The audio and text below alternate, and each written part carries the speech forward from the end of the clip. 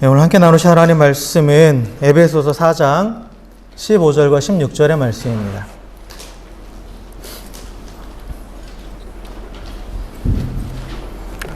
신약성경 에베소서 4장 15절, 16절 두 절의 말씀 우리 다 같이 한 목소리로 합독하겠습니다. 오직 사랑 안에서 참된 것을 하여 범사에 그에게까지 자랄지라. 그는 머리니 곧 그리스도라. 그에게서 온 몸이 각 마디를 통하여 도움을 받음으로 연결되고 결합되어 각 지체의 분량대로 역사하여 그 몸을 자라게 하며 사랑 안에서 스스로 세우느니라. 아멘. 아멘. 할렐루야. 네. 우리 옆에 계신 분하고 이렇게 인사했으면 좋겠습니다. 당신의 얼굴을 보니 내 마음이 참 편안해집니다. 인사합시다. 네. 네. 편안해지지 않으시는 분 옆에 계세요? 네.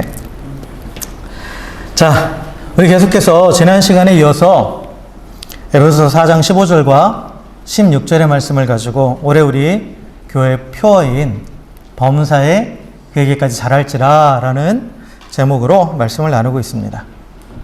그래서 지난주에 나눈 말씀을 다시 잠깐 간단하게 또 이렇게 되짚고 넘어가면 하나님께서는 우리 성도들이 날마다 성장하기 원하신다고 그랬죠. 성도가 성장할 때 하나님께서는 기뻐하신다고 그랬습니다. 기뻐하신다고. 그래서 우리가 성장해야 할 때 범사에 자라가라라고 오늘 15절에서 말하고 있죠. 범사에 자라가라.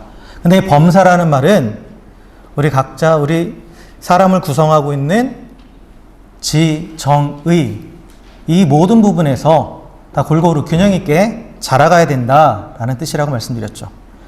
그래서 이 전인격적으로 우리가 성장을 해야 되는데 그러기 위해서 사랑 안에서 참된 것을 하라라고 말하죠. 사랑 안에서 참된 것을 하라. 그래서 참된 것을 하다라는 것은 진리를 붙잡다라는 그런 뜻이라고 그랬어요. 진리를 붙잡아야 된다. 그리고 사랑 안에서라는 것은 그리스도 안에서 그 안에 거해야 우리가 잘할 수 있다고 그랬죠. 그런데 그리스도 안에 거하기 위해서는 그 사랑 안에 거하기 위해서는 그 말씀에 순종할 때 우리가 그리스도 안에 거하게 되는 것이고 그리고 또한 참된 것, 그 말씀을 붙잡고 우리가 순종할 때 우리가 지적으로 또 감정적으로 또 의지적으로 계속해서 성장해 나간다고 그랬죠. 그래서 예수님의 말씀 안에 거하면, 즉 진리의 말씀을 붙잡고 예수님 안에 거하게 되면 당연히 예수님을 더 알아가게 되는 거죠. 그렇잖아요? 그러니까 지적으로 더 자라가는 거예요. 지적으로 더 자라가는 거죠. 지적으로 자라가는 것만큼 또한 그 주님 안에서 느끼는 감정도 더 풍성해지는 거죠. 그 은혜에 대해서 더 감격하게 되고 그 하나님의 위대하심에 대해서 더 경외하게 되고 또 그로 인해서 삶 가운데 기쁨이 넘치게 되는 거예요. 그래서 감정적으로도 더 자라가게 되는 거고 또 지적으로 감정적으로 자라가면 결국은 그것은 우리의 의지가 성장하는 데 이르러서 결국 예수님이 원하시는 대로 반응하게 된다라고 말씀드렸죠. 그래서 우리 성장의 목표는 머리 대신 그리스도에게까지 라고 되어 있어요. 머리 대신 그리스도에게까지 자란다라는 것은 무슨 뜻이라고 했죠? 내가 머리가 되는 게 아니라 머리가 지시하는 대로 반응하는 데까지 자라간다라는 거죠.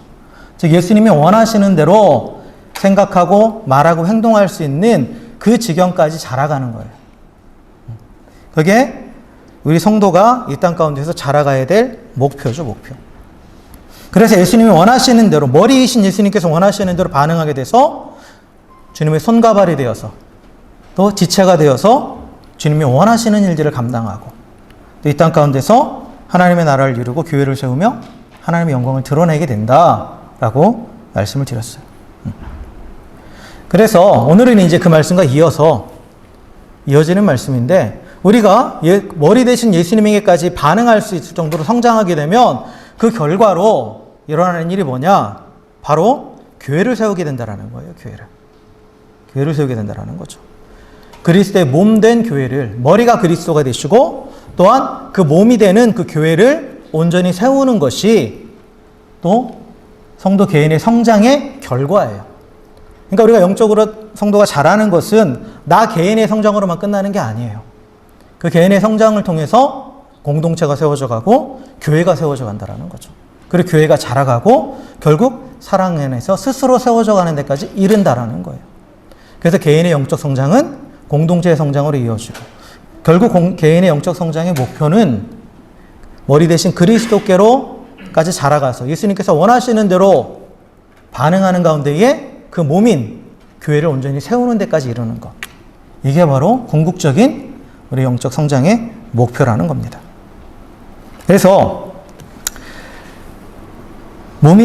개인이 영적으로 자라감으로 인해서 교회가 세워져 가고 성장해 가는데 그 원리가 무엇인지가 오늘 그 16절의 말씀이에요. 그래서 오늘 이 16절의 말씀을 좀 더 하나하나 들여다보면서 우리 개인의 성장이 어떻게 공동체의 성장, 즉 교회가 성장하고 교회가 세워지는 데까지 이르는지에 대해서 한번 살펴보도록 하겠습니다. 자, 먼저 16절을 한번 다시 한번 읽어보면 그에게서 온 몸이 각 마디를 통하여 도움을 받음으로 연결되고 결합되어 각 지체의 분량대로 역사하여 그 몸을 자라게 하며 사랑 안에서 스스로 세우느니라 라고 말하고 있죠. 그러니까 성도가 개인적으로 성장했을 때 그것은 결국은 교회가 세워지는 데까지 이어진다라는 그 말씀이에요. 근데 이제 그 원리들을 쭉 얘기하는데 여기서 우리가 제일 먼저 봐야 될 게 뭐냐면 그에게서라는 단어예요. 그에게서. 여기서 그는 예수님이죠. 예수님을 가리키는 말이에요. 그래서 교회의 머리가 바로 예수님이시죠.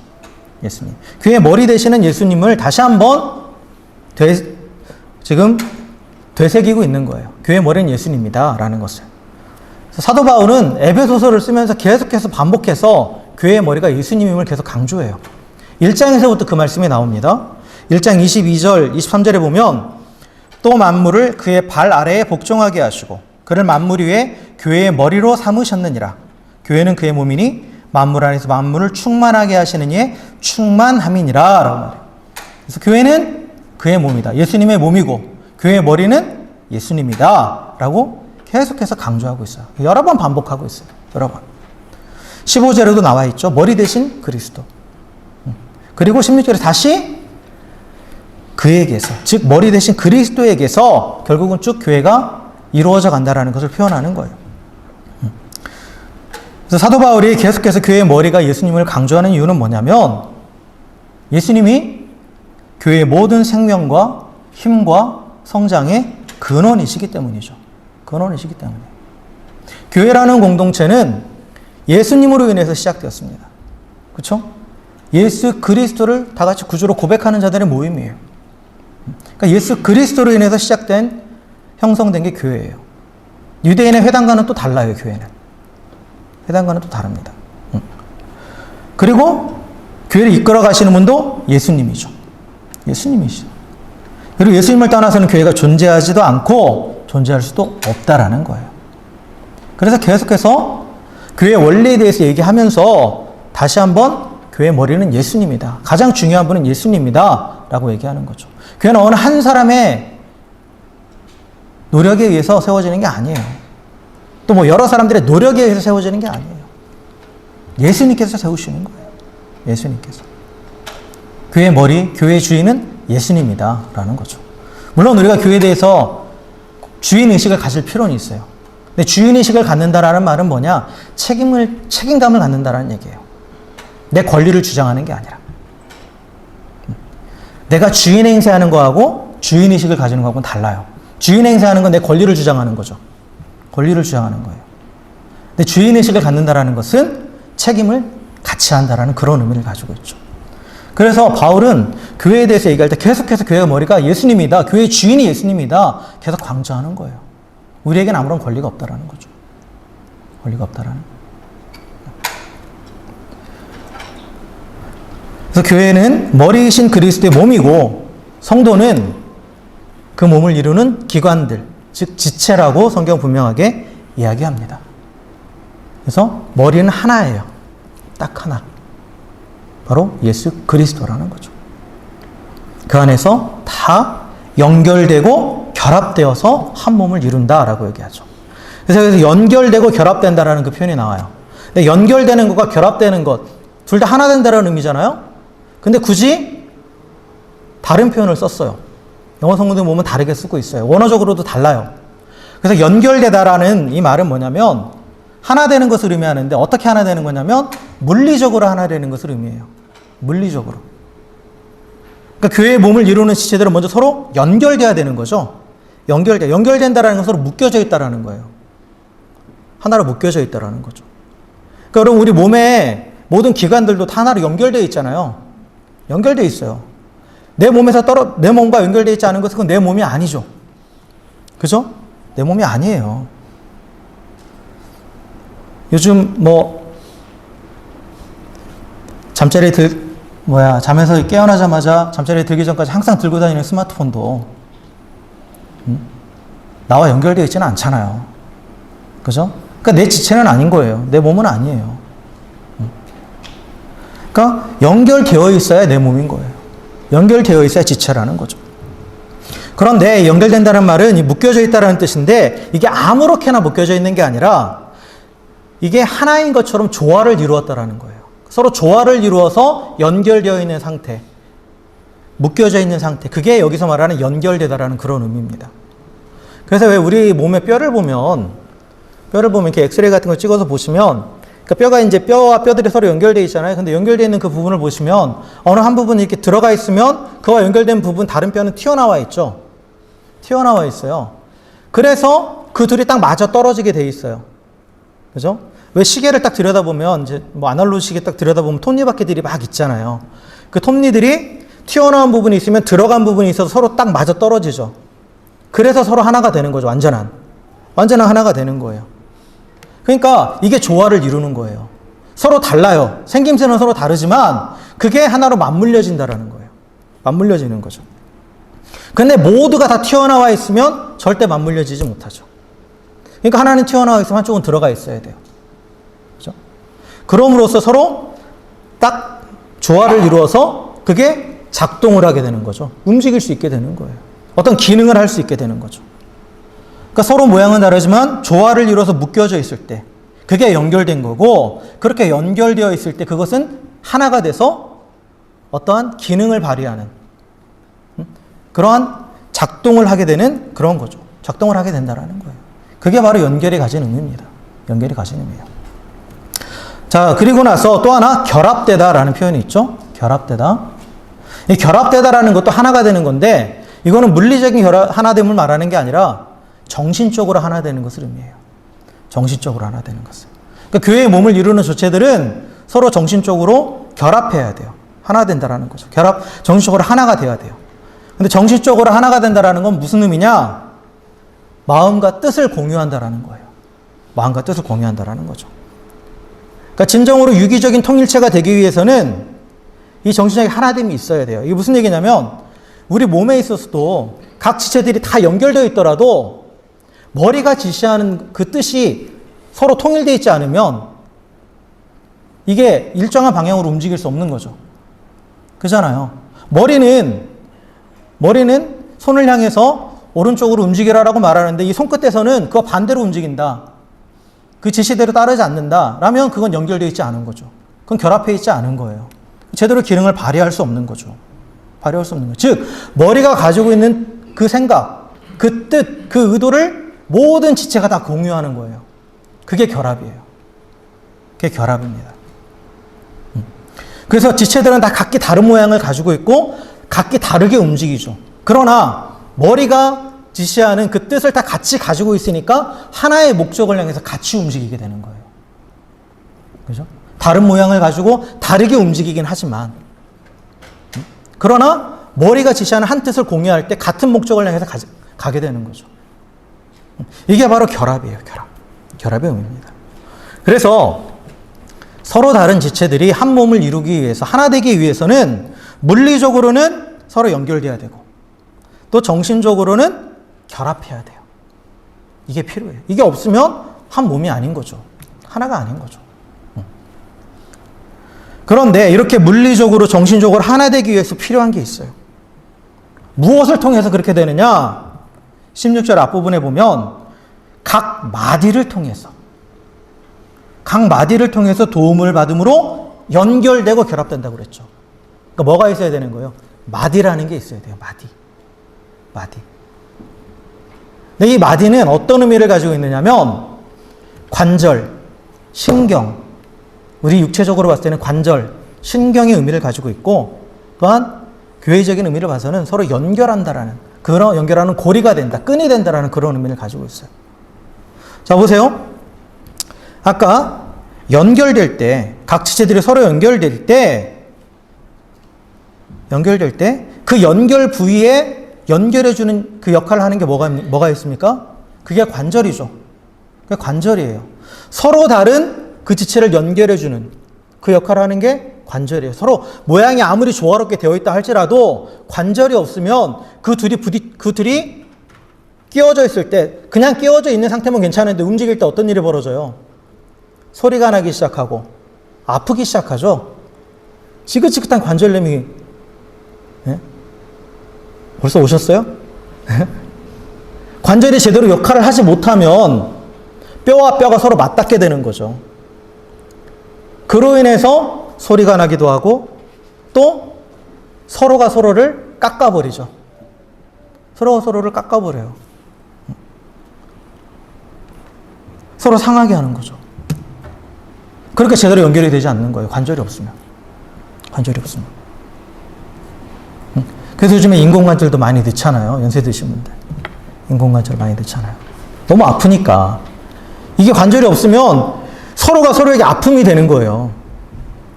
그리고 시끄럽기만 하고 제대로 기능도 못하고.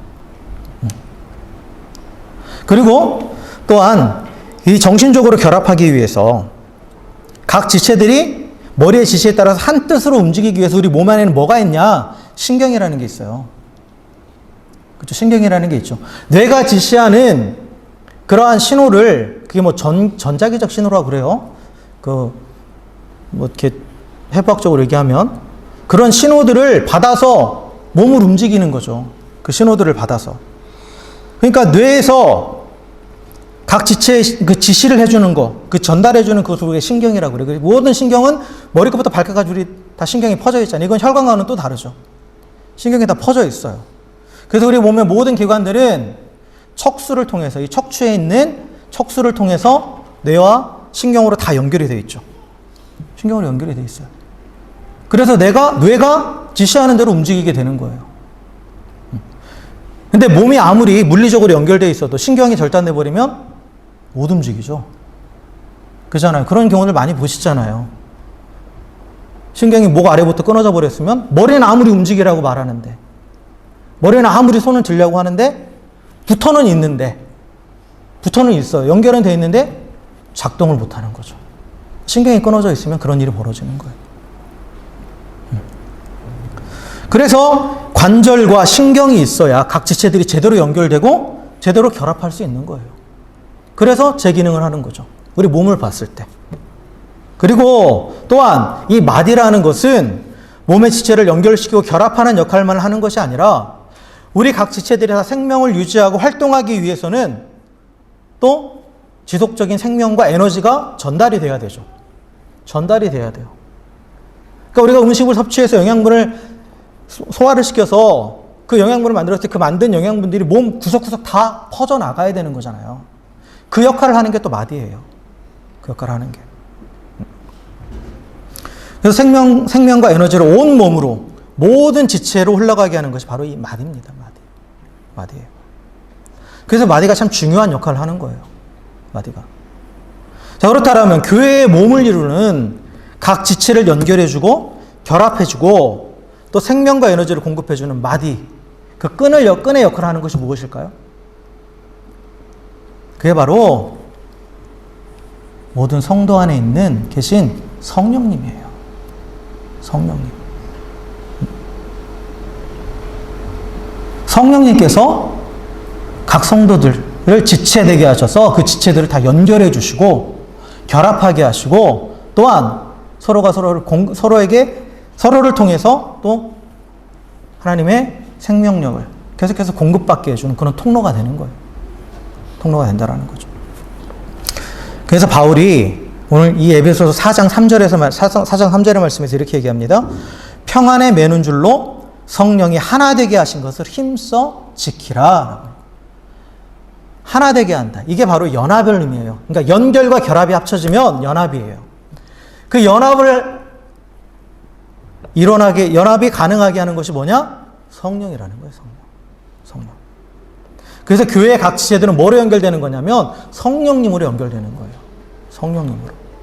성령께서 관절이 되셔서 각 지체들이 서로를 품고 용납하고 물리적으로 하나 될 수 있게 해주시는 거예요. 또한 성령께서 신경이 되셔서 머리 대신 예수님의 뜻을 깨닫게 하시고 그 뜻을 전달해 주시고 그 뜻대로 움직일 수 있게 해주시는 거예요. 그래서 교회는 성령으로 연결되고 성령으로 결합하는 겁니다. 누구와? 머리 대신 예수님과. 그리고 지체들이 그렇게 서로 연결돼 되게 온전한 교회가 되는 거예요. 아까 관절이 없으면 서로 삐걱대고 시끄럽고 아프다고 그랬잖아요. 그러니까 성도의 교제에 있어서 마찬가지예요. 성령이 그 안에 계시지 않으면 지체들이 서로가 서로에게 아픔이 되는 거예요. 물론 아픔만큼 성숙해감도 있지만 그러나 겪지 않아도 될 아픔을 겪게 돼요. 성령께서 그 안에 계시지 않으면. 그래서 성도의 교제의 원리는 뭐냐? 너와 나 1대1의 원리가 아니라고 그랬죠. 너와 나 1대1이 아니에요. 너와 나 사이에 누가 계신 거예요? 성령님이 계신 거예요. 너와 나 사이에 성령님이 계셔야 너와 나의 서로 모난고로 인해 서로 상처받지 않는 거예요. 서로를 품을 수 있는 거예요. 이게 성도의 교제의 원리입니다.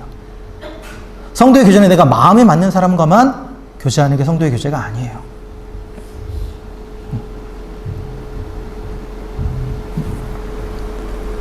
서로 마음에 맞는 사람들하고 교제하는 건 이제 사교 모임이죠. 사교 모임. 개 모임. 친교 모임. 근데 교회에서 성도의 교제는 그러한 일반적인 친교, 사교와는 다른 차원의 얘기입니다. 그 안에 성령님이 계심으로, 즉 하나님이 그 안에 계심으로 인해서 나와 다르고 때로는 내가 너무 안 맞아도 품을 수 있게 되는 거예요. 왜요? 내가 그를 직접 보는 거 아니고 그도 나를 직접 보는 게 아니라 성령님을 통해서 보고 성령님을 통해서 내가 받아들여지는 거예요. 그래서 성도의 교제에는 필수적으로 성령님이 계셔야 되는 거예요. 그 모임 가운데 주님이 계셔야 돼요. 다른 주님 말고. 진정한 주님이 그 안에 계셔야 그 성도의 교제가 일어나요. 그게 없으면 성도들끼리 아무리 잘 이렇게 하는 것 같아도 그 안에서 서로 상처받고 결국 그 모임이 금방 깨져버려요. 깨져버리게 됩니다. 그리고 성령께서 또한 각 지체 가운데 임하셔야 하나님의 뜻을 깨닫게 하시고 머리 대신 예수님의 뜻을 깨닫게 하시고 그리고 또한 그렇게 움직일 수 있는 힘을 공급해 주시는 거예요. 왜요? 성령님은 하나님의 영이잖아요. 성령이 우리 안에 계시면 우리는 하나님과 연결되는 거예요. 모든 에너지의 근원이 하나님과 연결되기 때문에 계속해서 그로 성령님을 통해서 생명력과 또한 능력을 공급받게 되는 거죠. 그렇게 온전한 연합을 이루어가는 거예요. 그래서 교회는 성령으로 하나 되는 거예요. 다른 게 아니에요. 어느 한 사람의 카리스마로 하나 되는 것도 아니에요. 오직 성령께서 임하셔서 각 사람 안에 있는 한 분 성령께서 서로를 연결하시고 결합하시고 또한 하나 되게 하셔서 그 일들을 하나님의 일들을 감당하게 하실 때 그 교회가 온전히 하나 되어서 이 땅 가운데에 좀 하나님이 원하시는 그 일들을 감당할 수 있는 그리고 교회 그 자체로 하나님의 영광을 드러내는 그러한 일들이 일어난다는 거죠. 그래서 이렇게 성령으로 연결되고 결합되고 성령을 통해서 생명과 에너지를 공급받는 이 지체들, 성령을 통해서 온전한 연합을 이룬 지체들은 어떻게 되느냐? 각 지체의 분량대로 역사한다고 말하죠. 각 지체의 분량대로 역사한다는 건 뭐냐면 각 지체가 자신이 적합한 자신에게 주어진 그 역할을 잘 감당한다는 그런 의미예요. 자신에게 주신 역할을 감당하는 거예요. 내가 있어야 할 곳에서 해야 될 일을 제대로 한다는 거예요. 그게 분량대로 역사한다는 그런 의미예요. 분량대로 일한다는 게. 그래서 예전에 복에 대해서 한번 말씀드린 적 있죠. 복의 의미가 뭐라고 그랬죠? 복의 개념? 복 받기 원하세요? 이렇게 물어보면 이제 또 이제 무섭죠. 뜻도 모르고 구한다 그럴까봐. 진정한 복의 개념. 복에 대해서 한번 말씀을 드렸어요. 복의 개념이 뭐냐라고 했을 때 창세기 1장에 보면 하나님께서 인간에게도 복을 주셨지만 그 생명체들, 새, 동물, 짐승들 다 만드시고 그들에게도 복을 주셨어요. 그 진정한 복의 의미는 뭐냐? 하나님이 주신 기능을 제대로 발휘할 수 있도록 능력을 주시는 거예요. 내가 있어야 할 곳에서 하나님이 하라 하시는 일을 하도록 능력 주시는 게 복이에요. 그게 진정한 복입니다. 그래서 때로는 그 기능을, 그 역할을 감당할 수 있도록 하나님 물질도 주시는 거고, 그 기능을 감당할 수 있도록 건강도 주시는 거고, 관계도 주시는 거예요. 근데 착각하지 마세요. 물질, 건강, 관계가 복이 아니에요. 그것은 하나님이 주신 역할을 감당하라고 주시는 거예요. 그 능력을 주시는 거죠. 그러면 물질을 받았어요. 건강을 받았어요. 또 어떤 관계들, 여러 가지 것들을 받았어요. 일명 우리가 말하는 물질적인 은혜들을 받았어요. 근데 이걸 가지고 하나님 주신 그 역할을 감당하지 못한다? 그럼 그 순간 그건 복이 아니에요. 그건 저주가 되는 거예요. 그러니까 복의 개념은 자신의 지체의 분량대로 역사하는 게 복이에요. 하나님이 주신 그 역할을 제대로 감당할 수 있도록 능력을 주시는 게 복이에요. 그래서 이 기능을 온전히 발휘하려면 성도가 연합해야 된다는 거죠. 진정한 복은 교회 안에서 누리는 거예요. 공동체 안에서 누리는 거예요, 사실. 나만 잘 되는 게 아니에요. 나만 잘 되는 게 아니에요. 내가 내 역할을 감당하면서 가정이라는 공동체 안에서 내가 나의 하나님이 주신 역할을 감당하면서 우리 가정 모두가 잘 되는 거고, 잘 된다라는 것은 돈 많이 벌는 게 아니라 온전히 세워져 가는 거고, 교회 안에서 내게 주신 그 역할을 잘 감당하면서 성령 안에서 그렇게 잘 감당하면서 교회를 온전히 세워가는 것, 그게 복이에요. 그게 복이라는 거죠. 그래서 하나님이 주시는 복은 나만 잘 되는 게 아니라 분명히 말씀드렸어요. 나를 통해서 모든 사람들이 똑같은 복을 누리는 게 진정한 복이라고 그랬어요. 어쨌든 성령 안에서 연합할 때 성도가 자신의 기능을 제대로 감당하면서 하나님 주시는 복을 누리게 되는데, 그때 하나님께서 우리에게 주시는 게 있어요. 그 복을 주시는 것, 그게 뭐냐? 성령의 은사예요. 은사. 은사를 주신 목적은 성도가 교회의 지체로서, 공동체 일원으로서 제 기능을 하게 하더라고 은사를 주시는 거예요. 하나님께서. 그래서 성령의 은사를 주신 목적은 뭐냐? 공동체를 자라게 하고 온전히 세우기 위해서 주신 거예요. 이 에베소 4장 전체는 사실 교회가 어떻게 세워지고 어떻게 성장하고 어떻게 자라가느냐예요. 그게 주제예요. 에베소 전체는 교회에 대한 얘기예요, 사실. 그래서 은사에 대해서도 나와요. 우리가 읽지 않았지만 그 앞에 보면 11절과 12절에 보면 그가 어떤 사람은 사도로, 어떤 사람은 선지자로, 어떤 사람은 복음 전하는 자로, 어떤 사람은 목사와 교사로 삼으셨으니 이는 성도를 온전하게 하며 봉사일을 하게 하며 그리스도의 몸을 세우려 하심이라. 다양한 은사를 주셨어요. 근데 은사를 주시는 목적은 뭐라고요? 성도를 온전하게 한다. 즉 성도가 제대로 성장하는 거예요. 온전해진다라는 것은 머리 대신 그리스도께서 자라는 게 온전해지는 거예요. 그리고 봉사일을 하게 한다. 즉 하나님이 공동체 안에서 맡기신 그 일을 하는 거예요. 그럼으로써 그리스도의 몸인 교회를 세우기 위함이다라는 거죠. 그 은사를 주신 목적은 교회를 세우기 위함이에요. 다른 게 아니에요.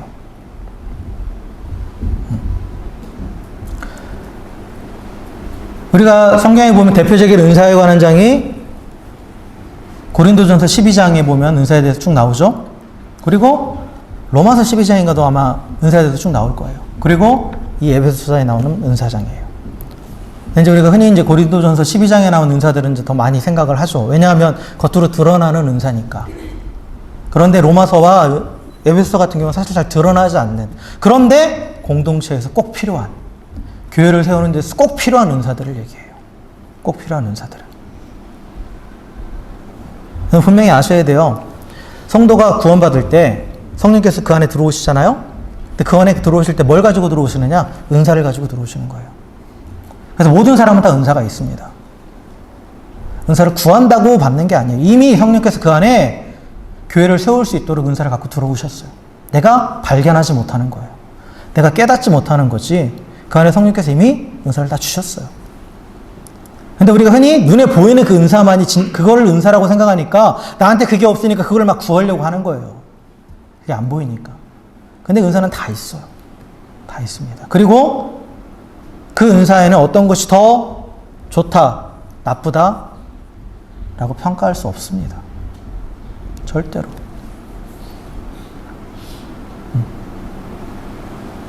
교회는 다양한 은사를 가진 성도들이 있어요.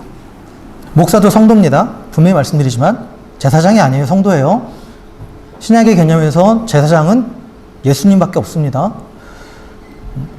우리가 다 하나님 앞에 직접 나아갈 수 있는 거예요. 저도 성도예요. 근데 저에게 주신 은사는 뭐예요? 말씀을 가르치는 은사예요. 전하는 은사예요. 근데 또한 교회에 여러 은사들을 가진 사람들이 있어요. 함께 하나님을 찬양할 수 있도록 하나님께서 또한 찬양의 은사를 주신 분도 있고, 또 열심히 섬기도록, 정말 어떤 분들은 너무 섬기는데 기쁨을 누리는 분이 있어요. 그런 분도 있고, 또 어떤 분은 위로하시는 그런 은사를 가진 분도 있고, 다양한 은사들이 있어요. 그 다양한 은사들을 가지고 각자의 자리에서 그 은사를 가지고 제 역할을 감당할 때 교회가 딱 서가는 거죠. 교회가 서가는 거예요. 다 말씀을 가르치는 자만 있으면 어떻게 하겠어요? 다 어떤 눈에 보이는 특별한 은사만 갖고 있으면 어떻게 하겠습니까? 그럼 교회가 시끄러워지죠. 고린도전서 12장에도 그 얘기 하잖아요. 다 사도겠느냐? 다 가르치는 자겠느냐? 다 병 고치는 자겠느냐? 다 눈에 보이는 은사만 찾아서 구하면 속된 말로 손은 누가 키워요?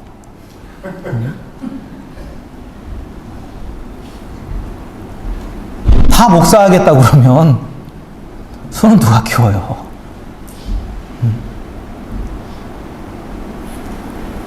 은사가 큰 은사가 있는 게 아니에요. 근데 여러분 착각하시는 게 뭐냐면 고린도전서 12장에 보면 더 큰 은사를 사모하라는 말이 나오죠? 모르시죠? 나와요. 더 큰 은사를 사모하라는 말이 나와요. 그러니까 큰 은사가 있나 보다 라고 생각을 하는데 진정한 큰 은사는 뭐냐? 하나님이 내게 주신 은사를 가지고 내가 있는 그 자리에서 최선을 다해서 그 은사를 사용하면 그 은사가 큰 은사가 되는 거예요. 그리고 그 큰 은사가 되는 방법은 고린도서 13장의 사랑이에요. 하나님이 내게 주신 그 은사를 가지고 사랑을 통과해서 교회를 세우기 위해서 다른 사람들을 섬기기 위해서 사용하면 그게 가장 큰 은사예요.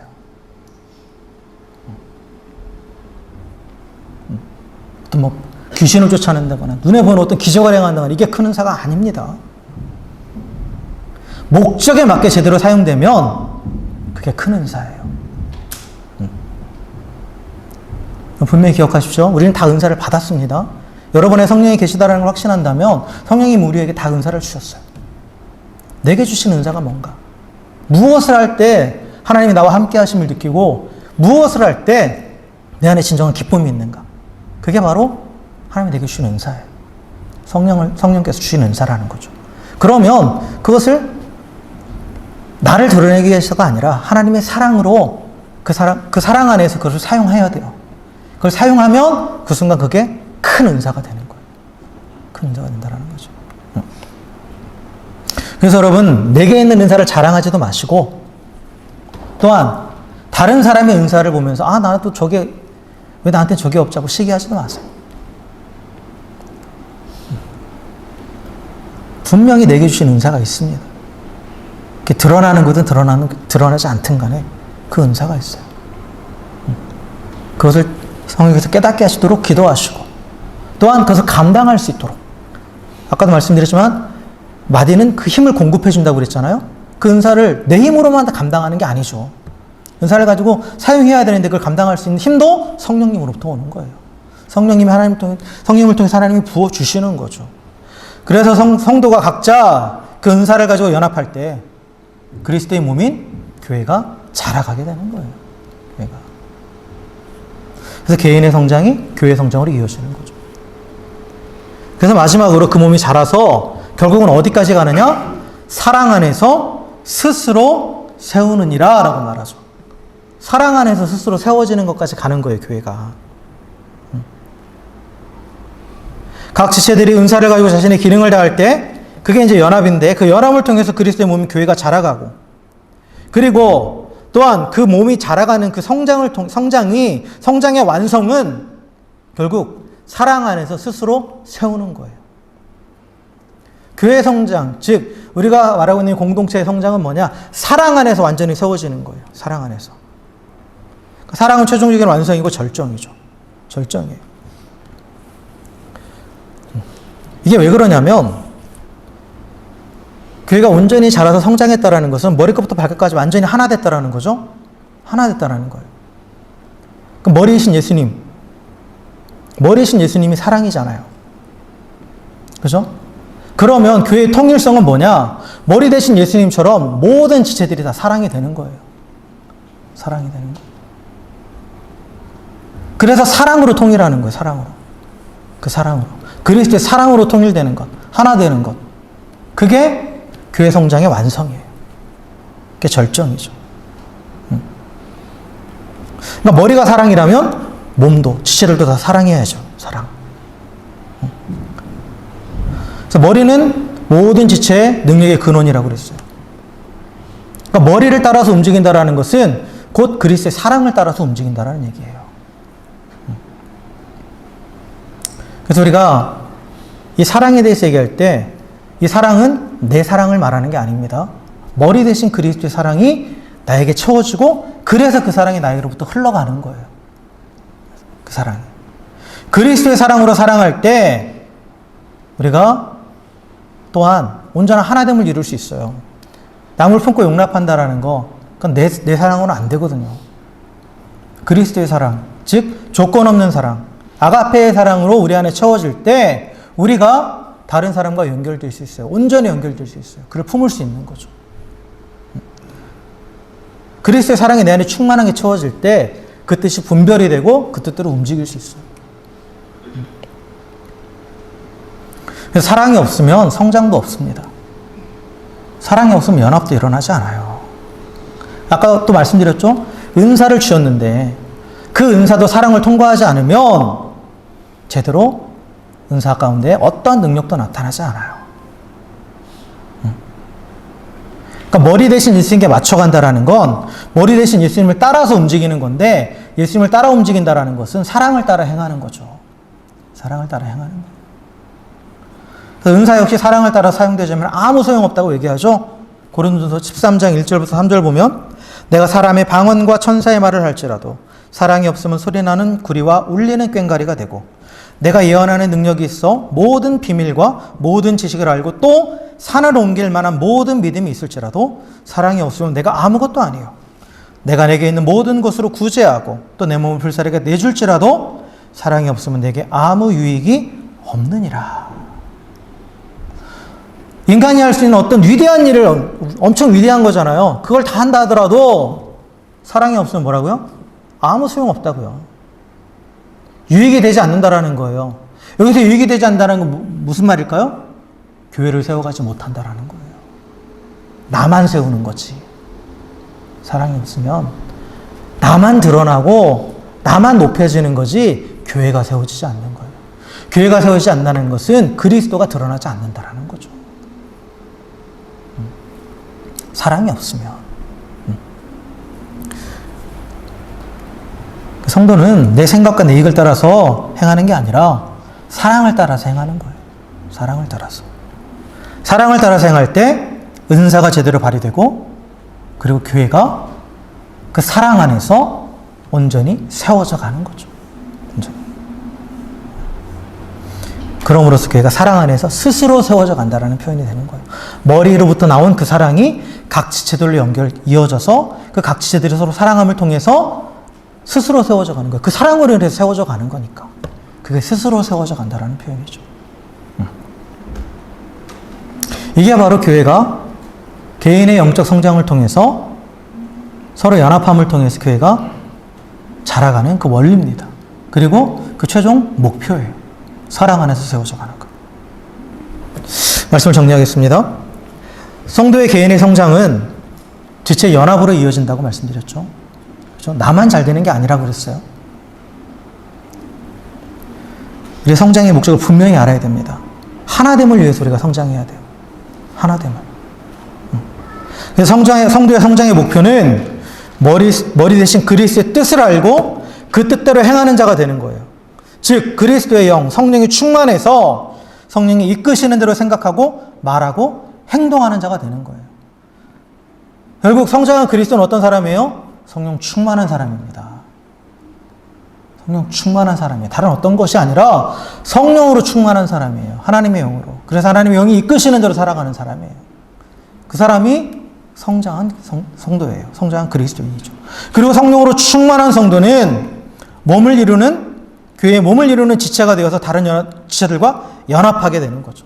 성령께서 각 지체들과 서로 연결하게 하시고, 그리고 성령께서 한 뜻으로 결합할 수 있게 만드시니까, 그리고 또한 머리가 요구하는 그 기능을 할 수 있도록 성령께서 힘과 능력을 공급해 주시니까 온전히 연합해서 교회를 이루어가는 거예요. 그리고 머리가 사랑이시니까 각 지체가 그 사랑을 따라 행할 때 교회는 머리 대신 예수 그리스도와 함께 온전히 하나됨을 유지해 나가는 겁니다. 그리고 머리부터 모든 지체들에 이르기까지 사랑이라는 통일성을 가지고 함께 성장해 가는 거죠. 함께 자라가는 거예요. 그렇게 세워진 교회는 그 어떤 것도 흔들지 못해요. 그렇게 세워진 성도들은 세상에 그 어떤 것도 흔들지 못합니다. 육신의 위협은 가할 수 있고 육신의 생명은 빼앗을 수 있을지 몰라도 하나님께서 주신 그 영적인 기쁨과 또한 영생에 대한 소망과 또 약속하신 하나님의 나라는 절대 빼앗아가지 못한다라는 거예요. 절대 흔들리지 않는 거죠. 세상에도 많은 공동체들이 있어요. 그죠? 여러 공동체들이 있습니다. 회사라는 공동체도 있고 많은 공동체들이 있어요. 근데 그 공동체들은 뭐를 위해서 뭉쳤습니까? 이익을 위해서 뭉쳤죠. 이익을 위해서 뭉쳐요. 그러니까 이익을 추구하면서 하나 될 수는 있어요. 그렇죠?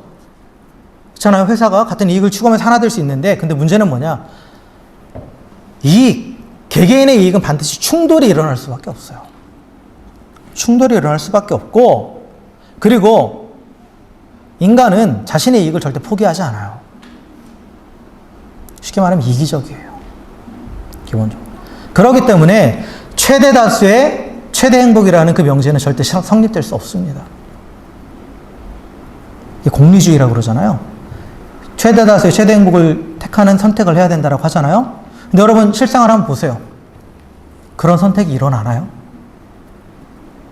절대 안 일어나요. 여러분 정치인들이 가끔 보면 너무 미련한 결정을 할 때가 있어요. 우리가 봤을 때는 저렇게 하면 안 되는데 분명히 이게 더 확실한 이익인데 왜 저렇게 결정할까? 참 멍청하다라고 그런 생각이 들 때가 있죠. 근데 그들이 정말 멍청해서 그럴까요? 그날 한 사람 한 사람 딱 놓고 보면 절대 멍청한 사람들 아니에요. 정말 똑똑한 사람들이고 각자의 분야에서 내놓으라 하는 사람들이에요. 그런데도 그런 멍청한 결정을 내려요. 이게 인간의 한계예요. 서로의 이익에 대해서 자신의 이익을 절대 포기하지 않으려고 하니까 결국은 다수의 행복을 취하는 것이 아니라 손해를 최소화하는 것을 결정을 해요. 손해를 최소화하는 결정을 한다는 거예요. 이익을 극대화하는 결정을 하는 게 아니라 다른 사람이 잘 되는 꼴도 못 보겠고 내 이익을 포기하면서까지 다른 사람이 잘 되는 꼴도 못 보겠고 그렇다고 내가 손해보기 싫으니까 서로 손해 안 보는 선에서 해결을 하는 거예요. 여러분 잘 보세요. 그런 식으로 결정이 됩니다. 제가 요즘 느낀 거예요. 그게. 세상이 돌아가는 법칙을 보니까 한때는 정치인들 되게 멍청하다고 생각했어요. 근데 멍청한 게 아니더라고요. 서로의 이익을 포기하지 못하다 보니까 결국은 손해 안 보는 선에서 합의를 보는 거예요. 그러니까 최선도 아니고 차선도 아니고 차악을 택하는 거죠. 최악은 아니고 최악은 피해보자. 그 다음 거 차악을 택하는 거예요. 손해를 최소화하는 쪽으로. 이게 세상의 공동체가 이익을 추구한 결과예요. 그러나 교회라는 공동체는 이익을 추구하는 공동체가 아니죠. 사랑을 추구하는 공동체예요. 사랑을 추구하는 공동체. 예수님의 사랑, 하나님의 사랑, 아가페의 사랑은 뭐냐? 내가 손해보는 거예요. 내 이익을 구하는 게 아니죠. 내가 희생하고, 내가 헌신하고, 내가 섬김으로써 다른 이들의 이익을 극대화하는 거예요. 그런데 그런 이익들이 만났을 때 최고의 이익이 나오는 거죠. 그게 진정한 최대 행복이에요. 그것은 이 세상의 법칙으로는, 세상의 원리로는 절대 이루어질 수 없는 그런 행복입니다. 그런 행복은 오로지 그리스도인의 공동체 안에서만 가능한 거예요. 성령께서 우리 안에 계실 때 그리스도의 그 사랑으로만 가능한 거예요. 교회는 그러한 공동체가 돼야 돼요. 여러분의 가정도 그러한 공동체가 되는 거예요. 가정이 그나마 좀 교회와 비슷하다고는 할 수 있어요. 부모가 자신을 희생하면서까지 자녀를 위해서 하니까.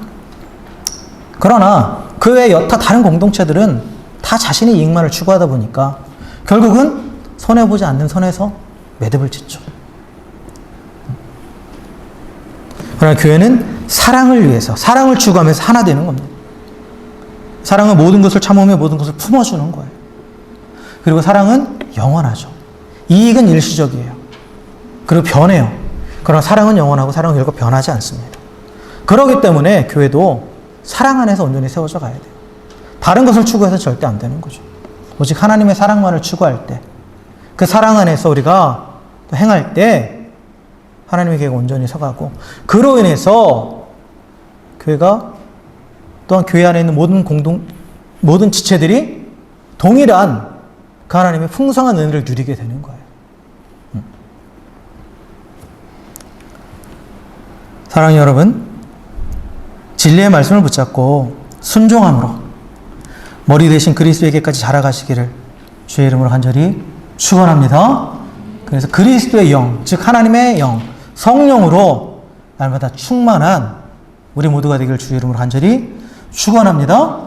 그래서 성령께서 이끄시는 대로 다른 지체와 연합하는, 연결되고 결합하는, 그래서 그리스도의 몸된 교회를 온전히 세워갈 수 있는 저 여러분 되길 주의 이름으로 간절히 축원합니다. 또한 우리에게 주신 그 은사를 가지고 사랑을 따라 행하면, 내 이익이 아닌 사랑을 추구하면서 그 은사를 사용함으로 내가 속해 있는 공동체, 우리 가정, 우리 교회가 주 안에서 온전히 세워지고 그 사랑 안에서 스스로 세워져가는 그런 공동체를 가꿔갈 수 있는 우리 모두가 되기를 다시 한번 주의 이름으로 간절히 축원합니다. 함께 기도하겠습니다.